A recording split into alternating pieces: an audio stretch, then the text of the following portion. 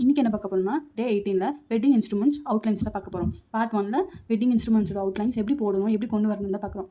நம்ம அவுட்லைன்ஸ் வந்து கரெக்டாக போட்டால் மட்டும்தான் ஃபில்லிங்ஸ் ஒழுங்காக வரும். நம்ம மொத்தமாக டிசைன்ஸ் போடும்போது வெட்டிங் இன்ஸ்ட்ருமெண்ட்டை வந்து கரெக்டாக ஃபில் பண்ண தெரியும். ஸோ அதனால் நம்மளோட பேஸே வந்து அவுட்லைன் தான். இன்றைக்கி நம்ம வந்து அவுட்லைன்ஸ் பார்க்கலாம். வெட்டிங் இன்ஸ்ட்ருமெண்ட்டோட அவுட்லைன்ஸ் பார்க்கலாம். ஃபர்ஸ்ட் ஒரு ஹாஃப் கவர் மாதிரி கொண்டு வந்துடுங்க. கொண்டு வந்துட்டு இப்படி ஜாயின் பண்ணிக்கோங்க.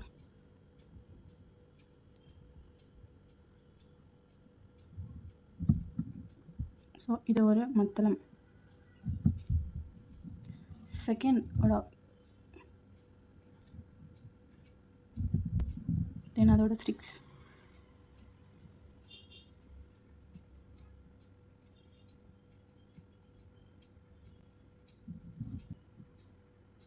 சைட்லைன்,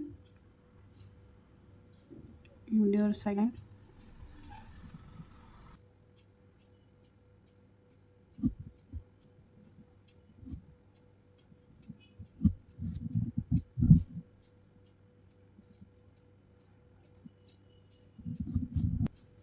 தேர்ட் ஒன் பிபி பார்க்கலாம்.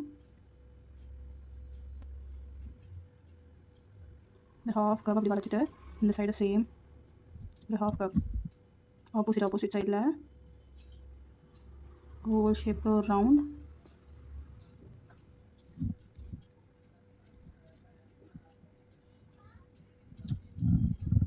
இதே சேம் ஆப்போசிட் சைடில்.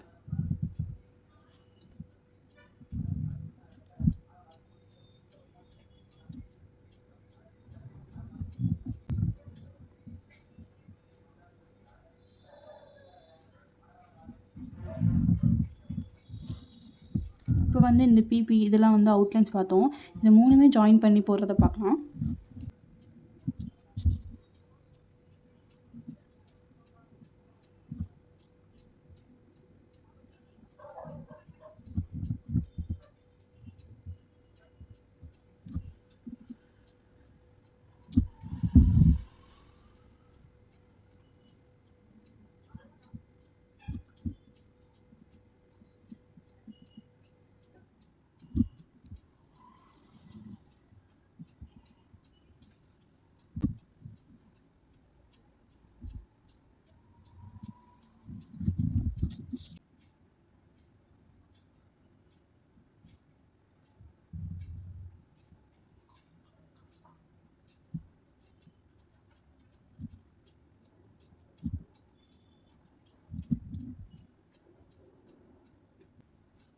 இந்த மத்தளத்துலேருந்து பாதியில் ஒரு ஹாஃப் கவாக கொண்டு வந்து